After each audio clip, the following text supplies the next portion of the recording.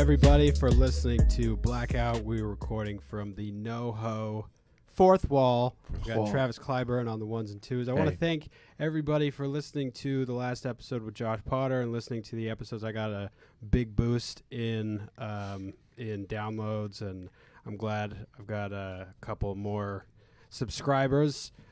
Still not very many, but, you know, it helps me to sleep at night. I've got a very special guest with me today. One of my first friends in LA.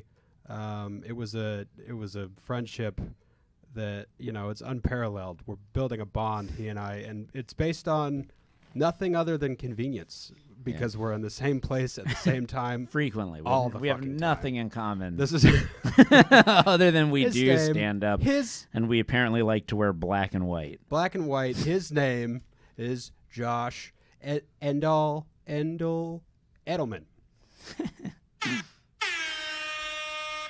That was your intro, sir. I also got a drum roll. Nice. I love how there's a sound guy, but the soundboard's still being run from your phone being played into him. You're paying money to have your podcast professionally recorded, and yet you play your sounds off a phone into your microphone. Listen, I just wanted to make it exciting for you. Thank you. No, I appreciate it. That's all I wanted. It actually sounded good in my earphone. Yeah, you're welcome. It's great mics. Thank you. We do well. It's great to be here. You're one of my last friends in LA. Oh, that's cool. I've been here for a long time, so you're a new friend. So you're towards the end right now. If I make no more friends, you're like the last one. I'm kind of in the mood to not make any more friends. That's fair. Well, you're kind of like, I feel like at around 35 is when you can throw in the towel. Totally. I'm like getting done with lots of friends I've had for 35 years. Yeah, well, that's also when you like, I feel like girls start wanting guys who are around 35 because you're like, I don't give a shit. And they're like, oh my God, he's so mysterious. I think girls start wanting guys around 35 because that's when it's clear how much money they're going to make. Oh, that's when it becomes. That's when it starts to be clear what level of success they're going to attain. Trust me, no girls are looking at me like, I want that aging man, that aging poor man, that guy who didn't reach his 35-year-old potential. 35-year-old potential. And I'm also 34, guys. I don't know. You know, you don't want to age yourself. It feels nominal, but it's important. No, yeah, 35. I knew you were 34. But so you have half a year. When's your next birthday? March. Oh, okay. Yeah, you have a little while to. March what was? March 16th. March 21st. Whoa. Fuck yeah. February 8th. How old are you, Travis? 29. Oh shit. Yeah. People don't think why are you so upset by that? Because I want everyone to be older than me, so I feel like I'm doing well. I feel like. How old are you? I forget. 34. I always feel like you're around my age. How old are you, Pete? I'm 28. Yeah. That's actually the age most people assume I am. Yeah. Is 28. But it's funny because if you really look at me, I look at least 34. Like, I'm balding, I've got gray in my beard, my skin's whatever, I'm like overweight. There's nothing about me that looks younger than 34. If anything, my body looks older than 34. I just have a youthful style of dressing. I've been trying to work on this thing about how I just look like a kid that was bigged. Like a child. People, like, my energy is that of a child, so people just think I'm like some kid that like wished to be big on a Zoltar machine. You're not ever somebody who I would look at and go, he's overweight. Like, no. I'm not fat. I'm overweight, but no. To clarify, I'm overweight. I'm statistically overweight. Sure. I'm not fat. Yeah, that's actually a medical way to say that. Like they say you're overweight, then you're obese, then you're morbidly obese. Yeah. Travis, then you're Walmart. Which one are you, Travis? Obese or morbidly? I think I'm just obese. I'm just kidding. I haven't hit the point where I'm so good. fat I'm gonna die. Yeah, I feel like you'd look worse if you lost weight. I feel like you just look like a power lifter. Basically, yeah. Like no one ever really only comics call me fat. Normal humans wouldn't dare. I bet it's you're scary. You're a scary person outside of the comedy world. Yeah, I know. And it's so weird. I think that's why I try to be as cuddly as possible. Tell a story about taking out 8 cops in a blackout drunken rage. Who's gonna fucking call you fat? And then getting tased and it not having any effect. You pulled the taser out of your belly. It didn't work. Oh, yeah. God. I forget sometimes that actually, like, I told it in front of a real crowd, like they're not comics, like an actual show. Yeah. And they were everyone just looked at me in terror. you pulled the taser out of your belly. I pass out if I pull one of those shock bubble gums, like those joke bubble gums. Like I'm out. Unconscious. I feel like the only comics. Lawsuit. I feel like the only comics who would call you fat are fat comics. Usually, yeah. Like, there's a dude here. And me. The only place I have no fear is on that stage. The second I get off, I apologize to everyone, I think. I'm really sorry. I'm so sorry. There's a dude here who ate 2 slices of 7-Eleven pizza at the same time, and he got on stage. He got on stage and told me I needed to have a Queer Eye for the straight guy episode. I was like, what? Like, you could see his gut hanging out on stage. Yeah, when he told me that. But one, he's not wrong. and two, it's like I'm really good at giving people dating advice. I'm terrible at dating, but if they listen to me, I'm the king of advice, but I don't do it. Like, I know everything you should need to know about losing weight. I know stuff about gut biome, fucking intimate details about metabolism, and yet I am still a fat. I know everything you need to do to not become me. Or more accurately, I know everything you need to not do. So you don't look at me and say he dresses fantastic. You don't say that. I'm sorry. I just am brokenhearted. You have a distinct style. Yeah, Pete. I think it's better that you maintain your like hipster prison look than this fashion peaked. You look in like you're like 2014. in prison in Silver Lake. Yeah, that's fair. That's fair. This fashion peaked in 2014. I'm just hoping they don't stop making these shirts because they fit me so well. They don't though. They do. Well, they do and they don't. They do because I've been wearing them They're for all so long.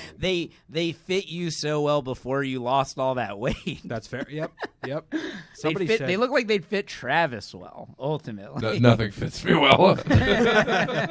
Nothing fits me well. I'm average height, but they don't make clothes for average height people. They only make clothes for like Adonises. I saw tall, fit Adonises. I saw a short guy store that was like 5'1" and under in Burbank. Okay, well I'm not that short. I know you're not, but I'm just saying it's interesting. That's 5'1" and under is really short. Just go to the children's section. Well, then you could get like a shirt with a wolf on it. It would be it's kill two birds with one stone. Remain youthful and find something that fits. A wolf for a monster truck, would be great. My pant size does not like exist. On it. My pant size does not exist at Target.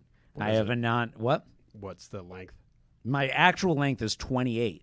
But, like, they don't do anything under 29. 30. 29, really? Occasionally you can find a fucking 29. And I am the average male height. Or I think maybe it's gotten a little taller since me because no one's been trying to have sex with people my age for the past couple of years. But I was the average male height. And fucking fucking clothing stores only want people of the master race height. That's true. Yeah, if you're not 6 foot or over. Listen, I was surprised when we just started talking because I think you permanently grimace at most people. Oh, really? I just was at convinced open you mics? didn't like me. Yeah. So, and then when we started talking, I was like, have I tricked him into like, is he like, is he like a rescue dog that has just been like, yeah, well, okay. I'm mostly so like number one. It's just, I'm probably averaging about 4 mics a day. Yeah, me too. At least one of those is typically a slotted mic where I have to sit there and watch everyone. And then it's like the improv mic where like you watch 100 people. And I've just watched too much comedy. I've run out of laughs. We have a limited number of laughs inside of us, and I am just capped. I catch myself sitting there. Most of the time, what's actually happening is I'm literally sitting there and, like, muttering to myself, that's funny. That's funny. I've seen you do that from stage. It's pretty fun. Right after you told me that, I started watching you from stage if you were, like, close to the front, and I would see you just being like... And I smile. Like, it's so rare that anybody gets like a belly laugh out of me Yeah. anymore. And it has nothing to do with any of the comics. All these jokes would fucking kill at shows. I'm just jaded, and then half the time I'm not paying attention. Yeah. I'm not like distracted. My brain's just off. You just run out. I wanted to mention at that Mike you were hosting yesterday, I wanted to be like, I'm having him on a podcast tomorrow, and I'm so excited to know what ghosts are in the back of his spirit. I am so excited to hear this because there's got to be something. Where are you from? You're from New York, right? No, I'm from Florida, but I'm from the part of Florida that's like where New Yorkers go to die. Oh, okay. From from Boca Raton, Florida. I grew up in a retirement community. Oh shit! All right. Yeah, Boca. It's I like consider it like a tropical suburb of Long Island. Is really It's like Rancho Cucamonga. Yeah, I guess so. Yeah. I lived in New York for 8 years, and then I came out here, and I've been out here for I think 8 years. And I think I finally surpassed the amount of time I lived in New York in LA now. So you lived in New York independently then? Yes. Okay, cool. Did you go there for school? Yeah. Where'd you go? NYU. Oh shit! Yeah. Big ball. Hey, you hear that, Travis? You hear that?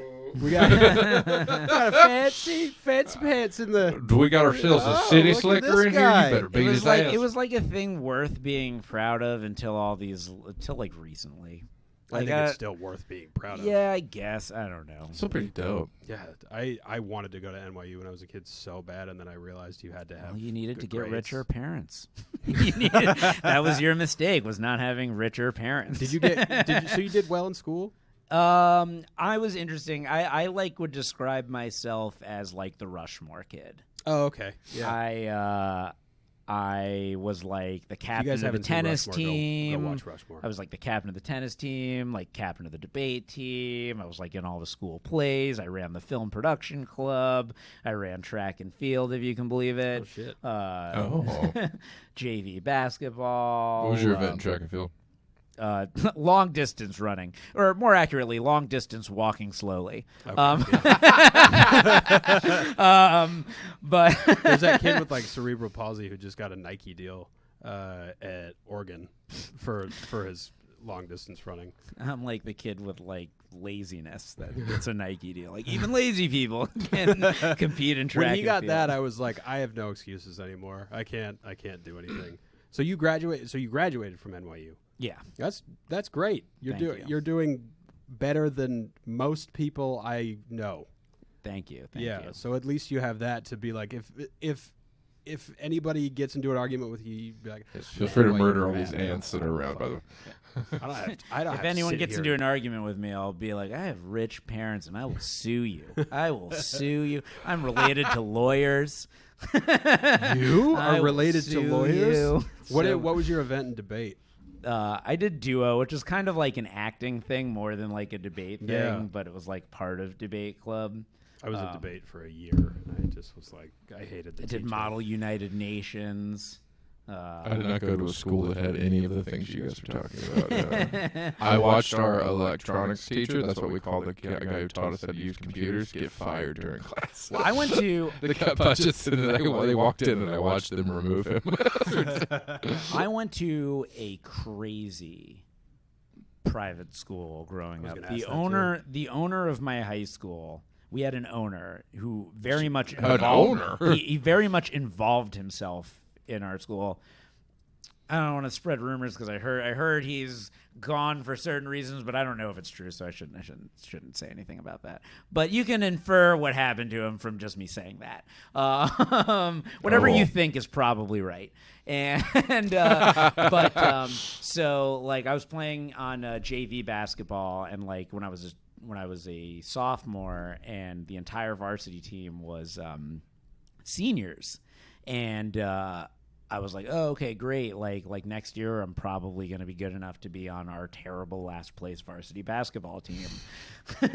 So the next year, like when I go to tryouts, suddenly out of nowhere, like the first 10 black kids to go to our school are suddenly at our school. Shit. They become the basketball team, the baseball team, the football team. We win every championship. We break every state record and like every single thing, home runs, touchdowns, receiving yards. And then we get it all taken away from us because the owner illegally recruited them all from the Dominican Republic. Oh, my God. Wow. One of my good friends had to transfer because he was legitimately like one of the top pitchers in Florida, and we got banned from baseball. I was captain of the tennis team, which like was not affected by this because he didn't give a shit about the tennis team. Not many black guys killing it in tennis either. I don't think. Well, they would be if they could afford to play tennis. That's a really good point. They have a tennis court by my house by by the Echo Park Reservoir, and it's like the most ghetto tennis court I've ever seen, and it's always full. Like tennis, it's bananas. Like speed, strength, height. That's like what's gonna make you the best at tennis. Yeah. LeBron James is the tallest, strongest, fastest person on the planet. Trust me, he'd be number one in the world if he had decided to play tennis. Is that racist? Was that racist? I don't think so. I don't think it's racist if it's good. And it's just if he's such a magnificent athletic specimen that anything he decided to put his mind to in that realm, he would destroy. Oh, for sure. Totally. Like I remember he was 230 or 40 pounds. I mean, just look at the Williams sisters. The Williams sisters just Venus like and Serena, they're bad. Yeah, they just like Venus was like the greatest tennis player ever until her younger sister started playing. Yep, and they just came from. They're from. They're just bigger, stronger, faster than everybody else. Yeah, and way more fierce. Like they'll fuck you up like just by looking at you. They have the most jacked shoulders I've ever seen on any woman ever. They're fucking bad motherfuckers. They're amazing. Serena's incredible. So they're both incredible. Where did it all begin to go wrong in terms of you being like, you know what, I don't want to, because it's comedy because you were a magician first, or were you a comic first, or did it kind of coincide? I mean, like, was I ever a magician? Am I a comedian? I would say these are existential questions that must be. Am I using a non-politically correct term? No. Illusionist? No. I mean, like as a kid, I used to do like when I was. My dad and my grandpa were both magicians.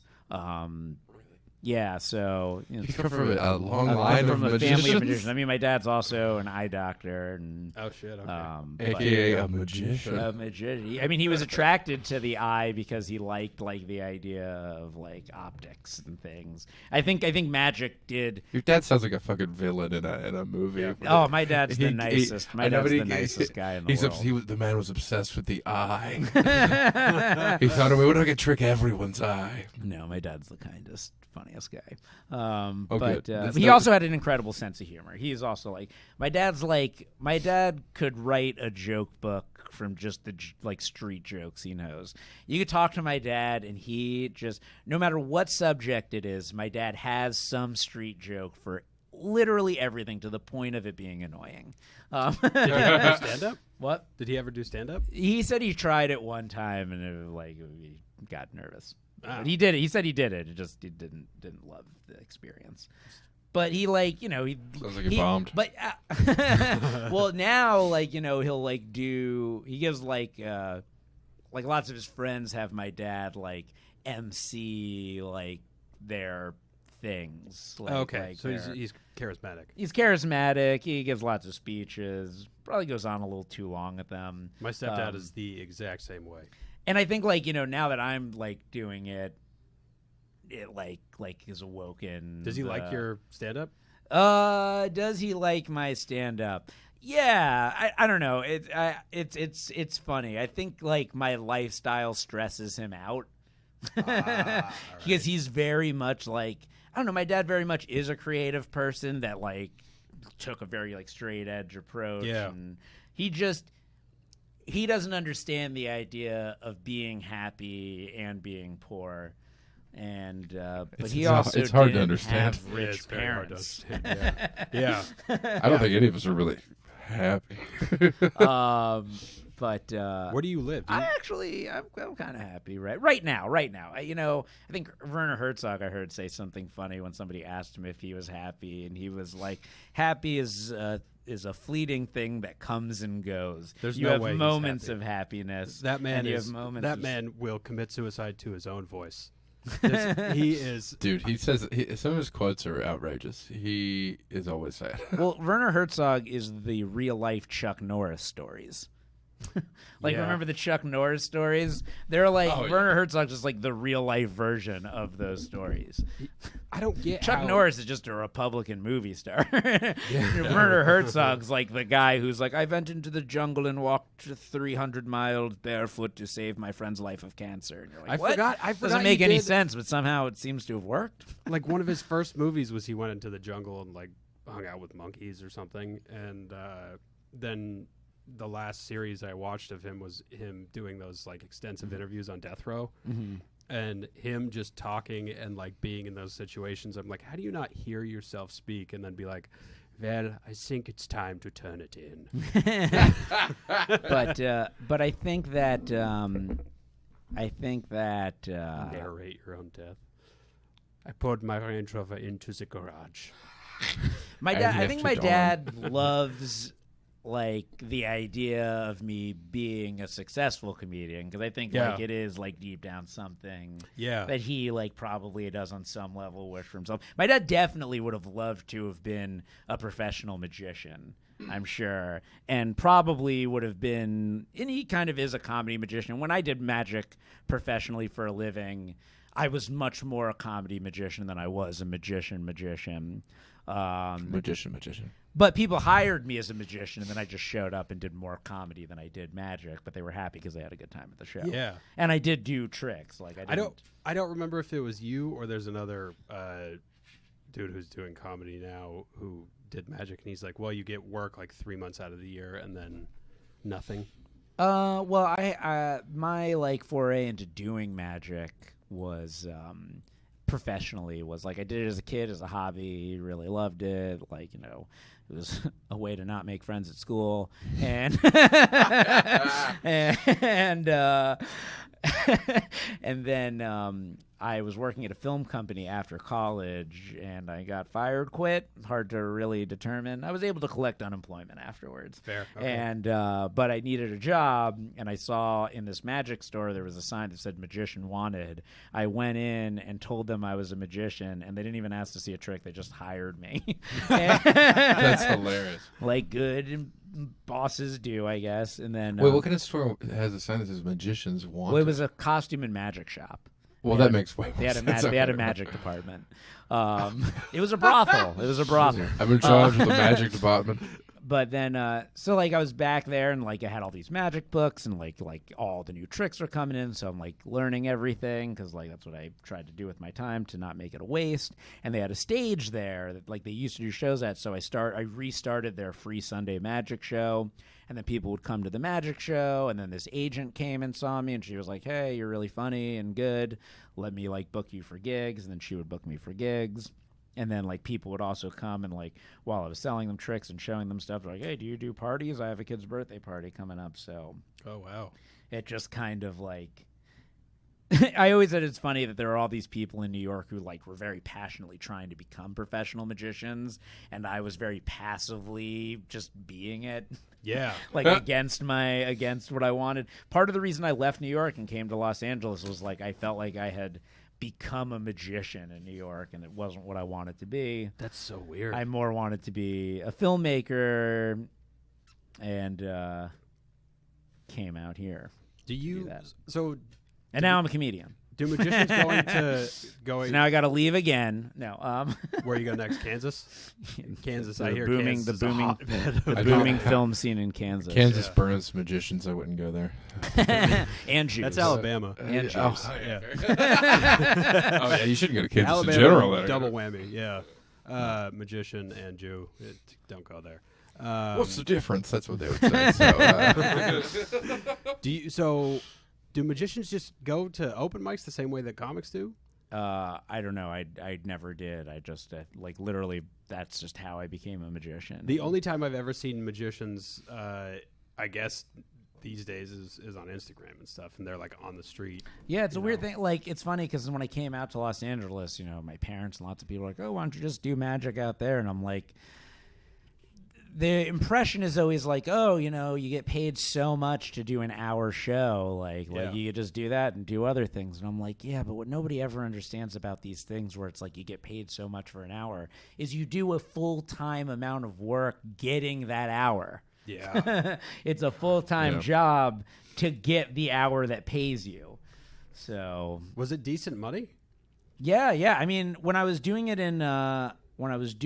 in New York, I got paid like almost below minimum wage working in the magic store, but then the shows would be like sometimes I'd get paid like $2,000 to do like somebody like Famous's party, and then like I'm at the party and it's all these rich people and they're just handing me $100 tips left and right. God damn. And did you ever get offered like blow by rich people? They're like, let's do blow with the magician.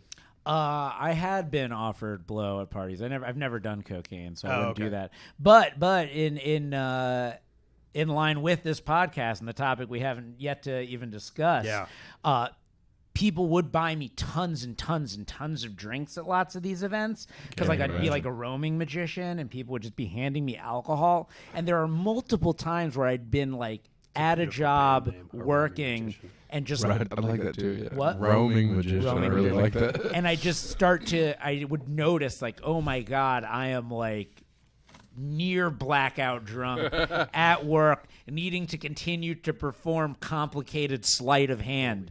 Did you ever get too drunk and fuck up a trick? And like, I was pretty good. Like, actually, in some ways, it like almost made me better in ways. Because again, like I was so much more comedian than magician. Part of my whole shtick was really like getting you to the point where you don't believe I'm a magician anymore, and then making the first thing that like is really impressive happen. Yeah, like keep like I keep like prepping you for a trick, and then it would just be a joke, and then like at the point at which I've caught that you no longer have any faith in me as a magician, do something that blows your mind. And then that's pretty dope. That's so calculated. So like, fucking when I'd get really drunk doing it, it made me much looser just as a performer. How disappointed were you as a comic going, did you ever keep that mentality where you're like, I have this joke for the back pocket, and then you pull it out when you think you've lost the crowd and they're still like, nope, we hate you? As a comedian? Yeah. I don't know. I've never bombed, so no. I don't know. I was trying to make a joke, and he turned around. He turned it around on me. He did. I don't know what you're talking about. I don't know the feeling of failure. Explain it. I just because I have these jokes in the pocket that I know work, and like if the crowd, because I've had the crowd just like that mic I talk about where fucking that guy opened with cisgender white males, nothing worked. Nothing. Well, and so it's like it must be interesting to go from like I know this trick will work to like, okay, well now I just have to serve my 3 more minutes and they can hate fuck me with their eyes. Well, usually, see, I think with comedy it's much different because, like, with magic, the illusion's gonna work. Like they're not gonna know how it works. Yeah. I know that it's gonna be impressive if they care at all about magic, yeah. And if they're watching me, they probably do on some level. With comedy, it's so much more about confidence. Like, I always disagree with people who think they like to go up after a bad comic at a show because they're better than them. I'm like, that's the wrong mentality because the bad comic before you has caused the audience to lose confidence in the show. Absolutely. So their assumption is that the person after the bad person's also going to be bad. Yeah. So they're against you now, and you have to you have to spend time convincing them that you don't suck. If you go up after a good comic, even if you're not as good as them, their thought is, I'm at a good show where people are funny, and they'll give you more leeway going up because they expect that you're funny than being bad. So like when I go up, my attitude is, do some good stuff. Do some of that stuff that's the quote-unquote back pocket stuff right up top to give their faith in me, and then I can dip into stuff that's not quite as good to, because they're like giving me a little bit longer of a rope for a little while and then close strong. I do like the idea of somebody begrudgingly staring at you through a magic act, being like, he's not going to get me, and then being like, Definitely. Just some old, crusty, like weathered man who's like, I don't believe in magic. I don't have joy. Well, And then Josh pulls out the metal rings. The most annoying part by far of when I was a magician was kids shows, especially like bar mitzvah age, because they're like the brattiest, grabbiest, really most entitled and annoying of all of them. And it's like, they're and I gotta be nice. 10 through 14-year-olds are the worst people on the planet.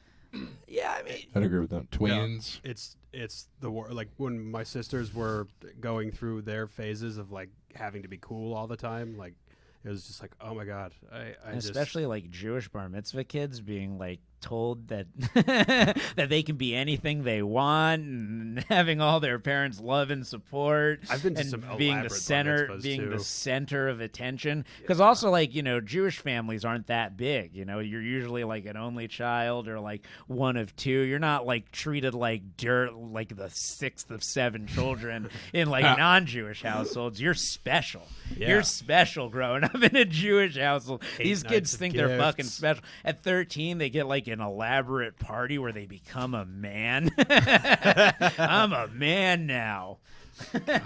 I should be drinking alcohol. People are sneaking them alcohol. I didn't know about that. I mean, rough they're underbelly not of supposed the to be Jewish drinking community. alcohol. That's not like a Jewish thing. He has some but like, Manischewitz. Just don't tell your mother. yeah. Like Uncle Saul's like, yeah, have a little wine, but then like Uncle David doesn't know that Uncle Saul gave you some wine, so he gives you a little more. Next thing you know, you're fucking blackout drunk at your 13-year-old birthday party. You're in the fucking bathroom because you're a man now. puking on Hannah's dress. And then I think 13-year-old boys are the creepiest people. And then I'm babysitting you at your fucking bar mitzvah. So you mentioned that you had some stories lined up for this. I don't want to like say anything specific because I don't want if there's something you don't want to talk about specifically. But yeah, I've blacked out too much. You don't strike me as somebody who drinks. I guess I don't observe you as much because we've been in. Well, that's places probably where why there's I've blacked out so much. Because I'm not somebody who drinks. You do fly under the radar. But when I do, it's like I have too much. Yeah. You're like, well, I don't feel drunk yet. Oh, now I'm too drunk. Well, the very first time I ever blacked out was an absolute nightmare. I don't know what happened. The funny thing about your podcast is like, tell us a bunch of stories you don't remember. That's really What's the presumed aftermath is what I'm more presumed interested in. aftermath. Yeah. That's what's Think funny. an AA meeting and like all of the cool stories you'd hear at an AA meeting while also watching this person tell you these things where he's like, well, I woke up in jail and I'm sentenced to 3 years in prison. Well, a girl I dated in New York, and this is the story I may or may not tell, but I'll come back to it. But she said something to me that was very funny about when I'm blacked out. She goes, Josh, when you're sober, it's like you think to yourself, what's the funniest thing you can say, and you say it. When you're drunk, you're like, what's the funniest thing I can do, and I do it. She said that's the difference between me drunk and sober. That's pretty amazing. But the very first time I blacked out, it was in college. I think it was senior year. I was like really straight. I didn't drink at all through high school. I smoked pot like one time. I think I got drunk once.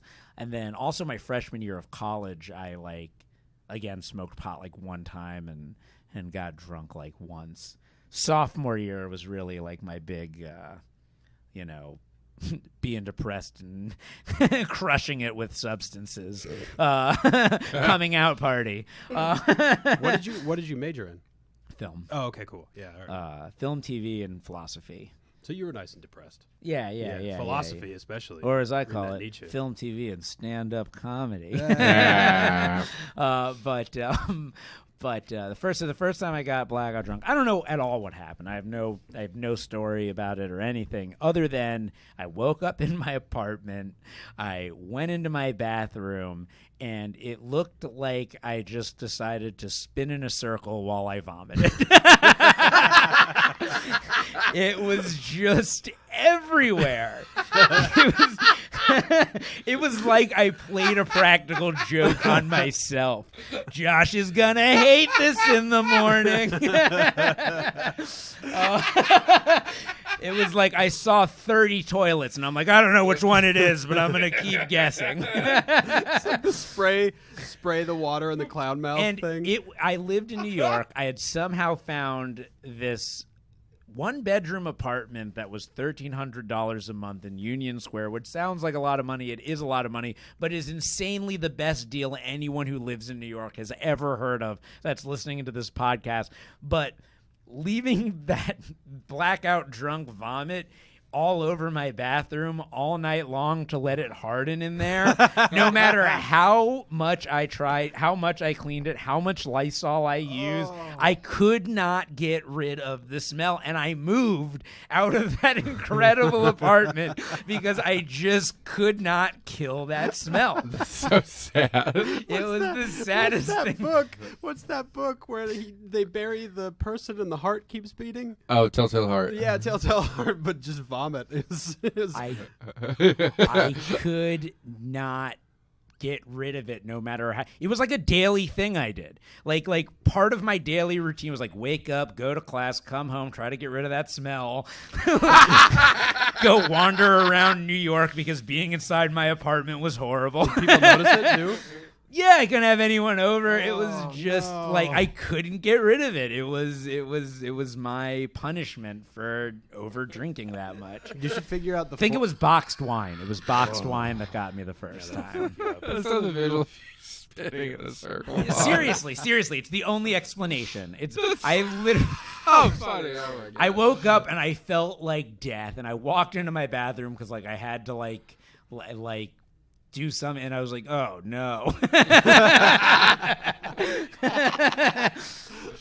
What have I done?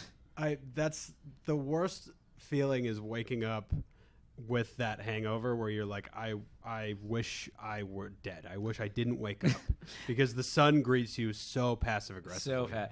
And then walking into just a pool of vomit. And I was so happy to be living alone at that time, and then immediately I regretted living alone because if there was some roommate there that could just hate me but take care of that problem so it didn't become a bigger problem from them, they just would have. I needed a person there to hate me forever so that I didn't have to deal with it. I needed a victim outside of myself. It's so sad that apartment, they probably had to repaint it. It just like, now it's just like that. Well, actually, what I did was, because the deal was so great, I found this apartment moved into this apartment with a friend of mine that like my share of the rent was $800 a month in Chinatown, and then I subleased my apartment to this couple for $800 more than I was paying a month, and just live, because it was such an incredible deal that $800 more a month was just plain reasonable for that place. And the smell just drove them mad. I don't know. I think they got rid of it. They were. I don't know what they did. They just took the place because it was such a good deal. I lived for free for a year. And then I tried to renew my lease to keep doing it, but I think the landlord caught on because he raised my rent $800 the next cycle, which you could do in New York. That's pretty amazing. Boxed wine especially is like, that's one of those things that you would fucking throw up projectile vomit on. Like, I remember going to a party and drinking almost an entire bladder of boxed wine, and this guy who looked like Bob Ross, who I'd never seen before, tried to steal the whole thing by siphoning it into a Gatorade bottle. Mm-hmm. And I just, like, to prove a point, took the Gatorade bottle and chugged it. And then he's like, that also had gin in it. And I was like, well, you shouldn't have poured my wine into the Gatorade bottle. And then I wake up the next day and I didn't vomit all over my bathroom, but the point was driven home that boxed wine is disgusting. So terrible. It'll hurt you. Yeah. Second good blackout drunk story. New Orleans, on my way out to Los Angeles 8 years ago. I'm actually going to back up this story a little bit. This doesn't have to do with blacking out. I just like this story. So in my process of moving out to Los Angeles. So the random aside of why Step Brothers is the greatest movie of the past 20 years. Why it's the most important movie of the past 20 years, at least for me. So 8 years ago, right before I moved to Los Angeles, I'm living in New York. I decided I'm going to come out to Los Angeles first. I'm going to go home, just like reset at my parents' house. I'm planning on going home for 2 weeks and then moving out here. I get home, 3 months goes by. I'm super fucking comfy at home, living at my parents' house. They're waiting on me and people telling me to leave, but doing nothing to get me out of there. It's like your grandma calling you fat, but she keeps giving you chocolate pudding. Exactly. You're so fat. We love having you here, Josh, but also you should get on with your life. But also, what can we do to make your time here more comfortable? I'm sitting there yeah, I'm just going to write the screenplay and make this movie here in Florida before I go out to Los Angeles, and then I'll have a movie, and just totally delusional thinking, which I haven't escaped. Or just I keep tailoring back my delusions little by little as I realize how delusional. I thought I was going to win Wimbledon for the first 16 years of my life, which is too long for a person like me to think they're going to win Wimbledon. Way too long. Miracles happen. My mom just would not let my dad hit me with reality.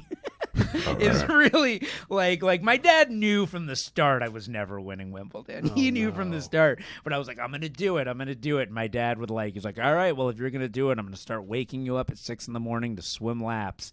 And after doing that twice, I was like, Dad, I'm going to be the guy who wins Wimbledon that doesn't do this. Like a true champion. Spoken like a true champion. But so I'm delusionally writing this screenplay that I'm going to make as my first feature in Florida before moving to Los Angeles. And 3 months has gone by. I'm not even done with the script yet. Just gotten real comfy at home. No plans to leave or move on with my life at all. My parents go out to hang out with a family friend. I'm sweet, house to myself. I go out on my porch. I smoke weed. I go downstairs. I'm wearing my pajamas. I grab a bunch of munchies out of the fridge, plop myself down in their living room to watch the nice TV, flipping through channels. I see Step Brothers is on. I'm Step Brothers, awesome. I start watching Step Brothers, and slowly I just start to look at myself, and I'm I gotta get out of here. And I booked my trip out to LA the next day. That's what Anthony Bourdain. It just hit me so hard, what I was becoming. My screenplay was my prestige worldwide. Worldwide. I like the pajamas. You were in your pajamas too to drive the point home even more. My best buddy who I rode out to LA with was my Dale to my Brendan. Is he still there? He lives out here. He actually lives in my back house now. Oh, okay. Here. He's my roommate. Oh, that's cool. But so we're driving out to LA, and the first place we're going to hit, because we want to go to New Orleans. We don't even realize it's Mardi Gras. We get to New Orleans, and it's fucking Mardi Gras. We didn't book a place to stay or anything. Fortunately, you been there before? What? Had you been there before? Never. Fortunately, my friend comes from a obscenely rich family. So they paid for us to stay at a pretty nice hotel amazing. During Mardi Gras. Fuck. Anyway, we're having the time of our life. We're just drinking those hurricanes. Oh. One of those will black you out. And I probably had 2. If you're on Bourbon Street at the right time, too, you can get so much liquor for so cheap. Oh my God. So we're having the time of our life. We're listening to jazz, reading bangers. We're hanging out, talking to all these girls. And he has these 2 girls that are really cute, that want to go to the club, and he's hey, I'll get us into the club. And he goes, Josh, he didn't bring his wallet with him, he just brought a bunch of cash, but we had spent all the cash that he had brought. Oh shit. And he's Josh, can you go to the ATM and take out some money, and then I'll pay you back later, but I'll get us all into the club and hang out with these girls. I'm yeah, no problem, I got it. I go into this store. I come out, and he goes, did you get the money? I was I can't do it. He's what do you mean you can't do it? I was is the machine not working? I'm it's like, he's like, do you need me to do it? I was like, no, I got it. I go back in, I come out, he's like, get the money. I'm like, the money? He's like, yeah, from the ATM. I'm like, oh, shit, fuck. 1 second. He's like, I could do it. He's like, no, I got it. I go back in, I come out. He's like, did you get the money? He's like, I just scanned. He's like, do you want me to do it? I'll do it. And I'm like, no, I got it. I do it one more time. This is when he like realizes at this point that I'm like beyond repair. And he's like, all right, let's just get you back to the hotel room. So he...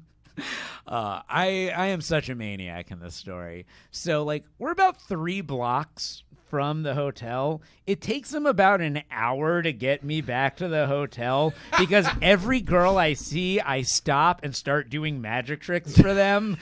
Thinking like half of them have boyfriends, and he's like, no, don't punch him. He's just drunk. Like, sir, please. He's like really saving my life on this walk. He said it literally took him over an hour to get us the 3 blocks from where we were to the hotel. So we get back to the hotel room. I'm lying in bed in a panic. I wake up and I'm like, Dan, please check my pocket and make sure my ATM card's still in there. He goes into my pocket and just pulls out hundreds of dollars. Just hundreds upon hundreds upon hundreds. I had gone to the ATM every single time and taken out money and then forgot that I had taken the money out by the time I got outside. I had like empty, like if some gypsy had like pickpocketed me, they would have been the happiest fucking person in the world. Excellent. I had like emptied my bank account into my pocket. Further part of the story is so I'm like lying in bed. I blame him more than he should blame me. I think he's more fault, but you guys can tell me. So for this, I'm like lying in bed, my eyes are closed, and he's like, Edelman, I'm ordering room service. Do you want anything? I'm like, give me a pizza. So he orders like a very obscenely expensive pizza from this like hotel room service. The pizza gets there. I'm fully passed out. He wakes me up. I'm still, again, this is all him telling me what happened. Like, I don't remember any of this. He wakes me up and he's like, Edelman, the pizza's here. I'm like, no, I'm asleep. He's like, no, you're going to eat this pizza. It's very expensive. $68. I bought it for you. You're not eating this pizza. I'm like, no, leave me alone. He's like, no, get up and eat the pizza. I get up, I go, I don't want any fucking pizza. And I take the pizza and I just throw it into the wall of the hotel. And I just go on a tirade, like literally like destroying the room and then go back to bed.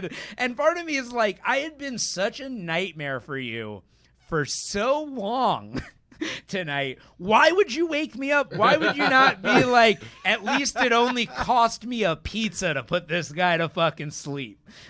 I had been such an animal. Like, you should have been grateful that why would you wake up this sleeping beast to eat a fucking pizza? I'll eat it tomorrow. Maybe he thought he could get old you back by waking you up. That he just hadn't accepted that you were long gone. I nearly broke his computer too. I threw a bag. His like laptop flew out of the bag. So at this point you were? Did you meet him in New York? No. We went to high school together. He's my best friend from high school. Okay, cool. God damn it, that's amazing. New Orleans is a fucking crazy place.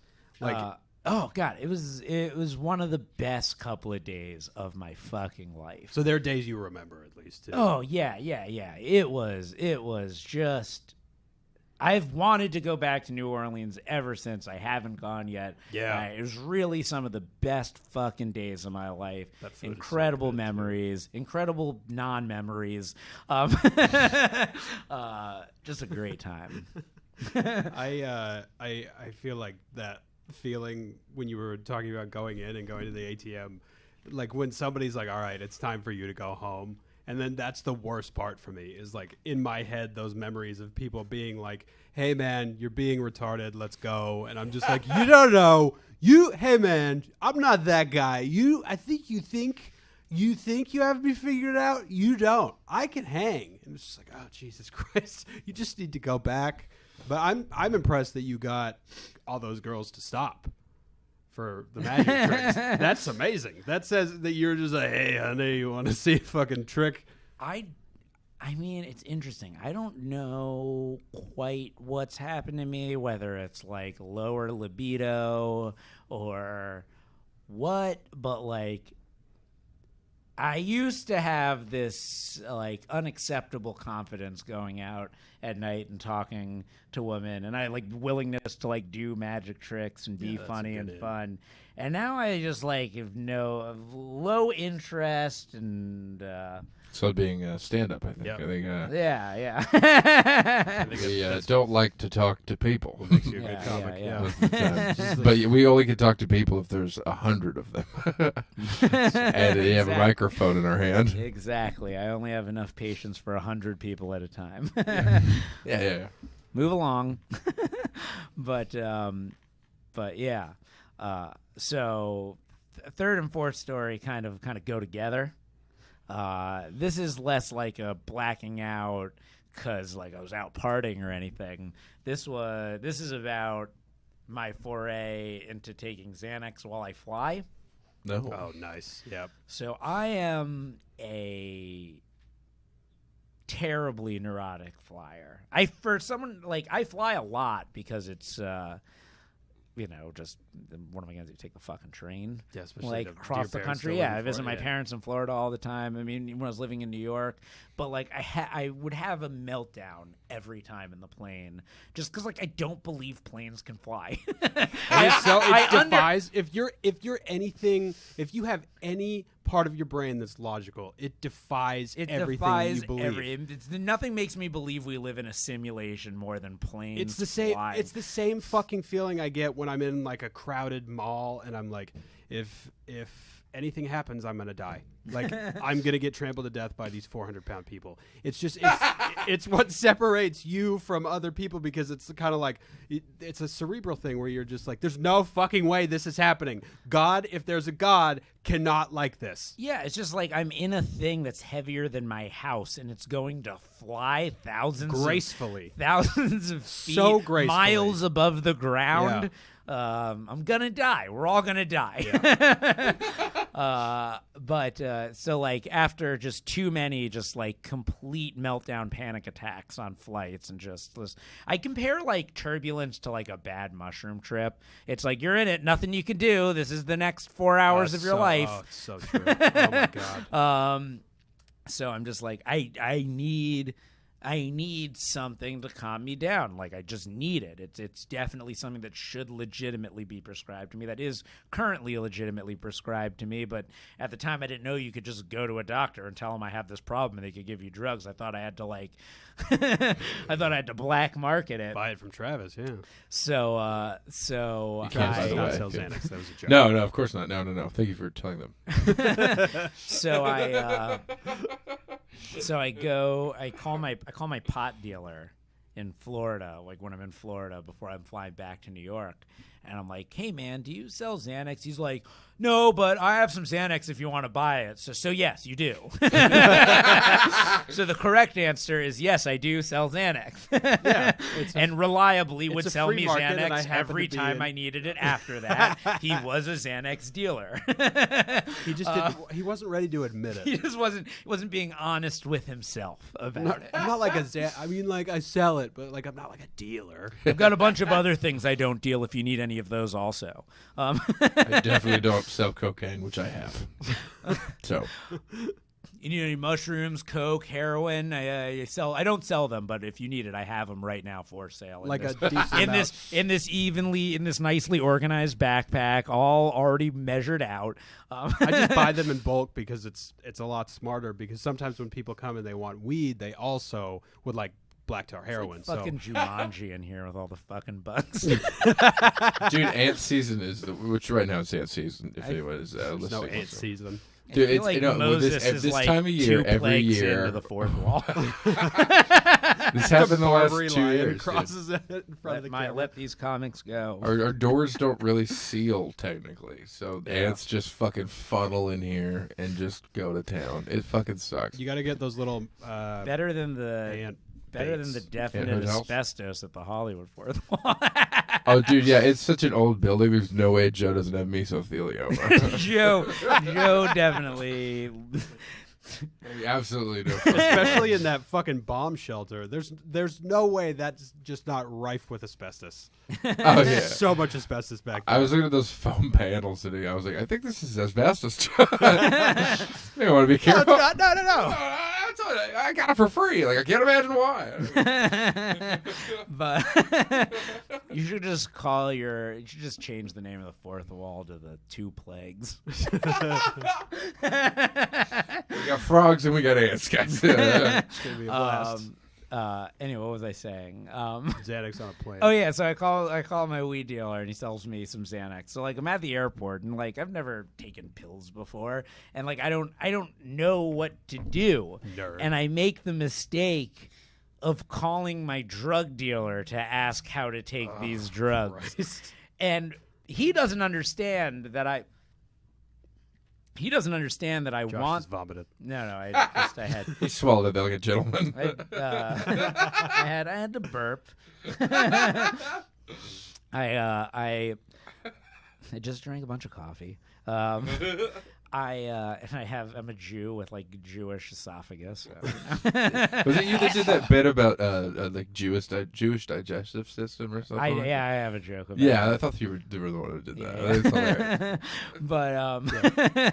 But anyway, so I asked him like, how do I take it? And he like thinks I'm taking it to party, not to fucking fly with less anxiety. So he's like, normally I take like one or two and drink a couple of beers. Oh my He's like, but it's God. your first time, so maybe take like one and drink a beer or two. And they're like 20 milligrams Xanax. Like one of them probably would make me That is black a out lot, on dude. its own. I don't understand this. I don't understand how pills work. I don't know if they have different like amounts inside the pill. Look tiny.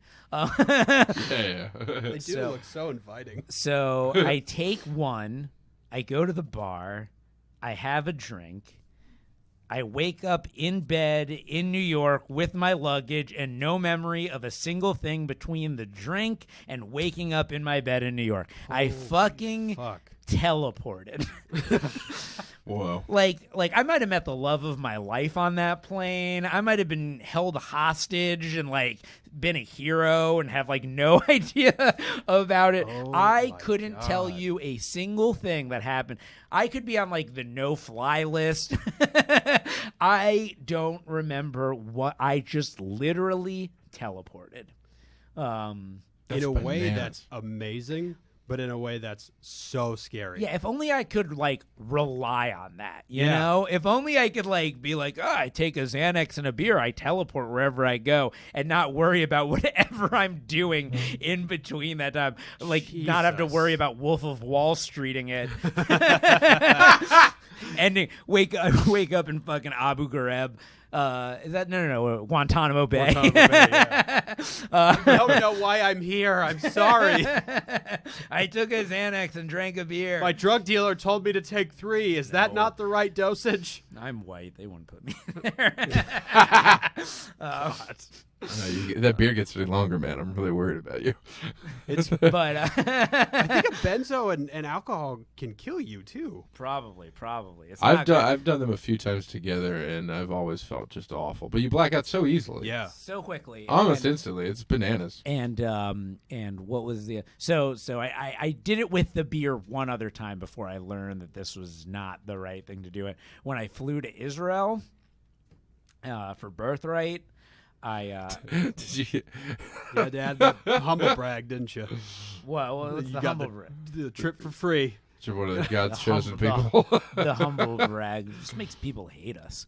And they get to go to Israel for free. Contributes to their hatred of my people. We're just, but I could have gone, technically. But do you have Jewish blood? Yeah, my stepdad is Jewish, but my mom converted. So Your mom's Jewish? Yeah. She converted to Judaism? Yeah. Before you, but not till after you were born. No, not till after. But I was told I could still Yeah, go. you should have done. So it. You're 28. You're too right, late. Too late. You missed it. I Why wouldn't you fucking take a free? I have no desire. You're definitely not a Jew. You have no Jewish blood. That's why you didn't take that free trip. Well, it took me an ounce of Jewish blood, you'd have been there. Yeah. I hear the bagels are great. The ones with the fucking that they cook Israeli bagels, whatever. New York Jewish bagels. Israeli bagels sounds like a slur. My favorite bagels in Boca Raton. This place called Bagel City South. Shout out. I want to get sponsored by Bagel City South in Boca Raton, Florida. That would be incredible. This podcast today is brought to you by Bagel City South in Boca Raton. If you're ever in Boca, fucking go to Bagel City South. That place is incredible. They've got like kind of mean waiters, which is just part of the fun of it all. That's hilarious. So what was I saying? Oh yeah. So I took the Xanax, drank a beer. I didn't black out, but I did. I mean, I don't know. You tell me. I'm sitting next to this girl who's on the birthright trip, and I have a window seat, and she's sitting in the middle. And she asked me if I would mind switching seats with her friends so they could sit together. And I'm like, "Where's your friend sitting?" And she points her, and she's in a middle seat. And I'm like, "Nah, sorry, I'm going to use this window seat to sleep." And then I said, "Anyway, I'll see you in Israel." And then I put my head down, and it felt like 1 second had gone by before I felt her like rubbing me on the shoulder. And I'm like, "Yeah." And she's like, "We're here." And I'm like, "Really?" She's like, "Yeah, you said see you in Israel," and then put your head down and didn't move for 12 hours. And I thought you were dead. I like how she thought you were dead and she woke you up with a graceful like rub on the shoulder 12 hours later. Well, I guess at that point, it had all It's worked. terrifying that you didn't even move. That's bananas. But I think I just said, "See you in Israel." That's a gangster way to black out. But I'm so fucking envious. She couldn't fucking believe it. That's amazing. Did you? Who the fuck? Scam Likely from North Miami Beach, Florida. These some of your people? You can't say that, You can't say that, Pete. It's not a Jewish joke. It's a Floridian joke. Oh, okay. Maybe a Jewish joke. I don't know. A lot of Jews in Florida. Yes. I often say, I went from Boca and New York City to Los Angeles. I've lived in the Jew triangle of America. What's next? Is there another Jewish populated? I mean, there's other places, but I think those are like the three key. Those are like the main three. I did a study abroad in Argentina, and it was in the capital city. And the thing I was surprised by most was there's a massive Jewish community, but there's also a massive harbored, war criminal Nazi population. Yeah, that makes sense. Yeah. That live there's also that almost here. side by side. Oh, cool. Yeah, that's true. Yeah, There's still a shit ton of them they hunt down in Operation, Brazil. Not toothpick. Paperclip. Paperclip. That's where we took all the Nazi scientists us in Russia because it's split 50-50. Yeah, and they just were fine because they help us build a ship. Yeah, that's a lot of people always say von Braun wasn't a Nazi, and I'm like, no, he was. He hated the shit out of Jews the entire time. He refused to work in our same room as Einstein. Yeah, I love the idea of you being on a plane and being the skyscraper of personality, like buying people drinks, schmoozing up the waitress. Me? Yeah. Oh, well, dude, I do a bit about this. You've probably heard me do the bit, but it is based on truth. I've gone out with more girls I've met on airplanes than I've met off of airplanes since I moved to Los Angeles. That's so wild. And I 100% believe it's just I don't drink anymore when I'm on Xanax, and I only take Xanax when I fly for flying, prescribed now. But yeah, it's just because I don't know, trying to talk to a girl out off a plane, I'm just a ball of anxiety. But I take the Xanax, and sometimes cute girls are seated next to me, and I don't even start talking to them with the intent of hitting on them. I'm just so chilled out by it. And we start talking, and then I am a barrel of personality once you do get to know me. You are. And we get along, and then I'm like, oh, we should hang out sometime, because I also have the confidence to say that when I'm on drugs. That's so fucking funny. And then they're exactly like, yeah, totally. And they think I'm this completely different person than I really. Well, they think I'm the person I am, but they just haven't gotten a dose of the anxiety yet, because they've met me on the drugs I should just be on a regular basis.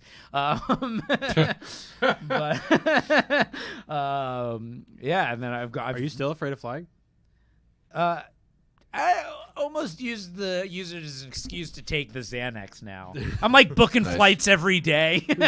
I only take it when I fly. I only take it when I fly. Meanwhile, I'm a flight attendant. You ever tried have you tried an edible? Edibles? No, that'd be terrible. I hate edibles. That's what I wondered is because like I've heard like, oh, take an edible before a flight, and I'm like, why? Oh, well, why would I want to ground the plane? Great edible story for you. Just, Ooh, yeah. I mean, so just like short edible story.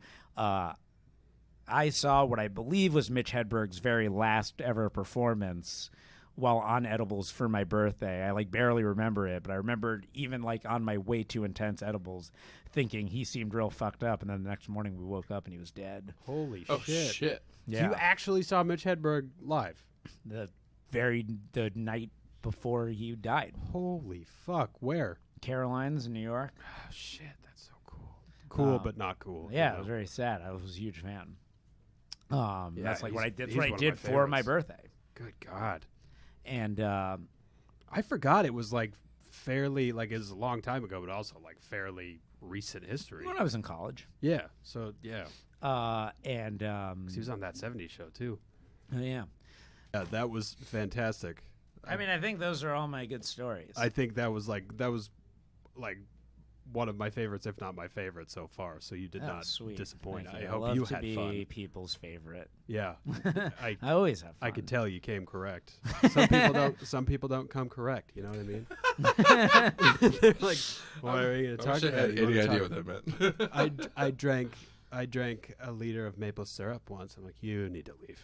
It's time for you to go. Well, fine, I'll leave you on this. This is a hilarious. This is the funniest fucking thing to me. My best friend, who like I rode out here with, and like lives in my back house.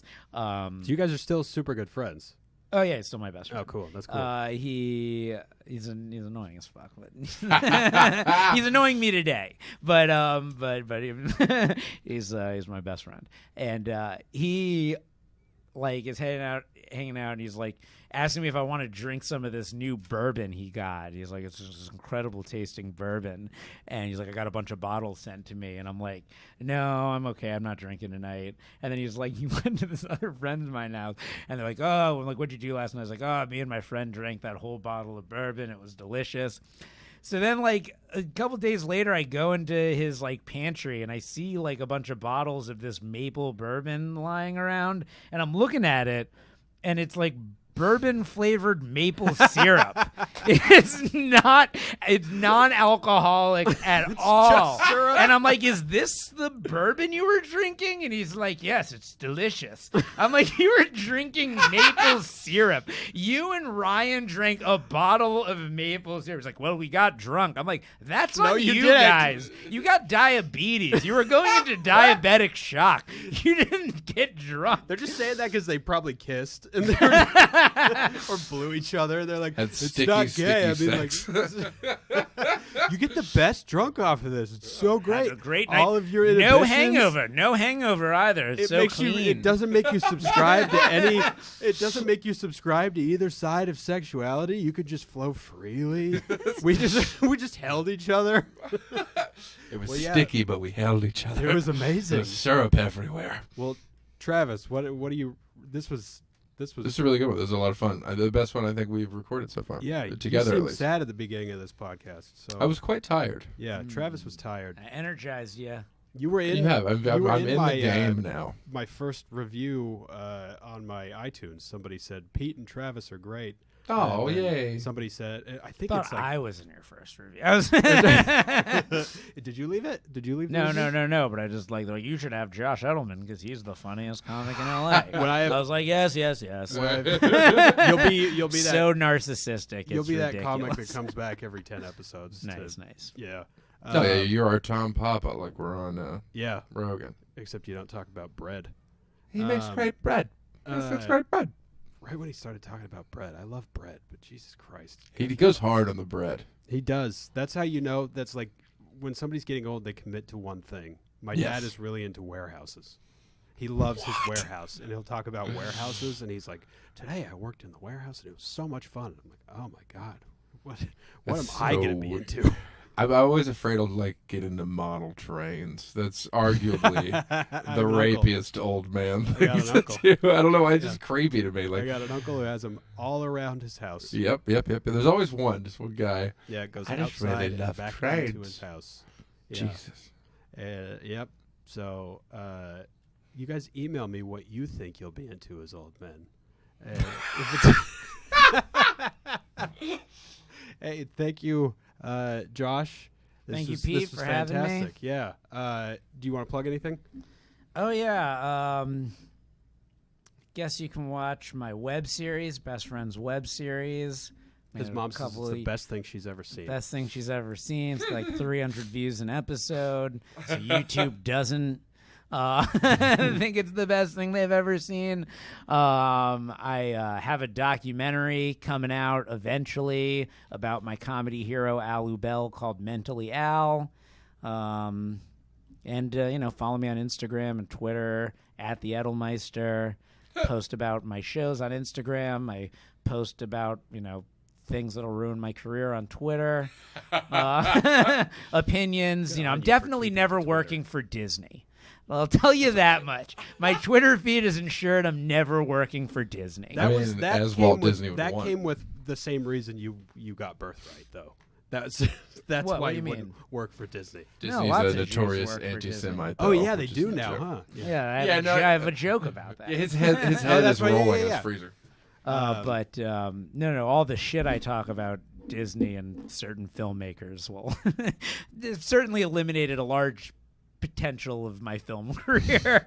But look out for the stuff I do. Mostly just follow me on Instagram at the Edelmeister. That's where I post most of the important things.